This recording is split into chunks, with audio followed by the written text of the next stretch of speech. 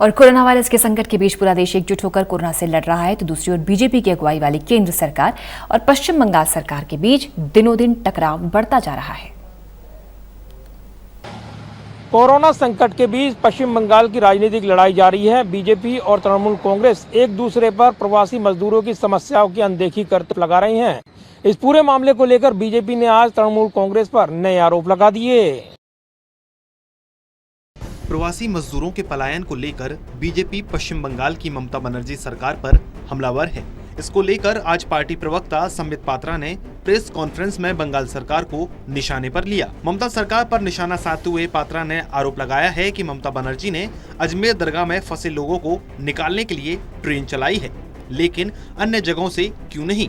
बाकी जगहों से फंसे लोगों को लाने में बंगाल सरकार की कोई दिलचस्पी नहीं है। बीजेपी ने पूछा है कि आखिर ममता सरकार श्रमिक ट्रेनों को चलाने की इजाजत क्यों नहीं दे रही है। लेकर जिस प्रकार की राजनीति पूरे हिंदुस्तान में हो रही है, ये अपने आप में बहुत ही दुखद है। आज तथ्यों के साथ भारतीय जनता पार्टी देश के सामने किस प्रकार कौन लोग हैं वो जो राजनीति कर रहे हैं श्रमिकों को लेकर, ये उजागर करेगी। बंधुगण, at the outset itself I would like to state कि जहां तक भारत के प्रधानमंत्री आदरणीय नरेंद्र मोदी जी की इच्छा है, उनकी एक ही इच्छा है कि ये जो कोविड का संक्रमण काल भारत में हुआ है, पूरा भारत उससे किस प्रकार एकजुट होकर लड़े, चाहे गरीब हो, चाहे मध्यम वर्ग हो, चाहे उच्च वर्ग हो, सभी इससे सुरक्षित रहे। खास करके श्रमिकों के लिए मोदी जी की एक ही इच्छा है कि श्रमिक भी सकुशल अपने घर पहुंच जाए और स्वास्थ्य में भी वो सुरक्षित रहे।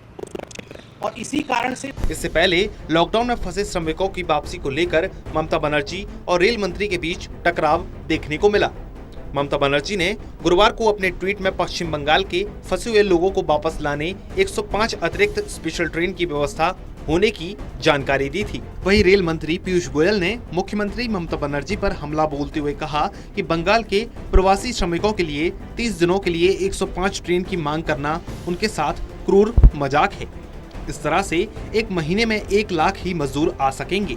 पश्चिम बंगाल को अभी 105 रोजाना चलाने की आवश्यकता है। गरीब मजदूरों को घर तक पहुंचने की अपनी जिम्मेदारी से बंगाल सरकार भाग रही है। तृणमूल कांग्रेस नेता डेरेक ओब्रायन ने इस पूरे मामले को लेकर केंद्र सरकार पर राजनीति करने के आरोप लगाए हैं।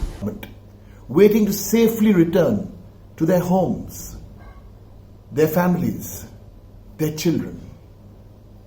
Pictures never lie.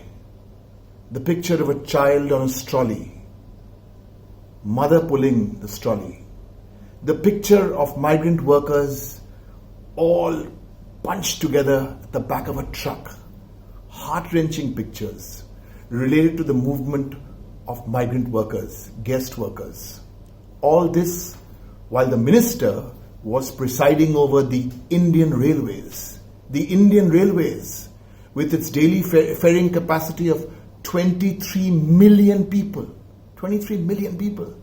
These people could have been moved in a matter of days, 3 days, 4 days. But no. दरअसल पश्चिम बंगाल के विधानसभा चुनाव में साल भर का समय नहीं रह गया है, जिसके चलते दोनों पार्टियां कोरोना काल में भी राजनीतिक आर-पार के मूड में दिख रही हैं। जाहिर है, कोरोना संकट में जहां राजनीतिक एकजुटता की ज्यादा जरूरत है, वहीं पश्चिम बंगाल में अगले साल होने वाले विधानसभा चुनाव से पहले बीजेपी और तृणमूल कांग्रेस के बीच प्रवासी मजदूरों और दूसरी समस्याओं को लेकर राजनीतिक बयानबाजी भरपूर देखने को मिल रही है। कैमरामैन मनमोहन के साथ प्रदीप कुमार, टोटल न्यूज़, दिल्ली।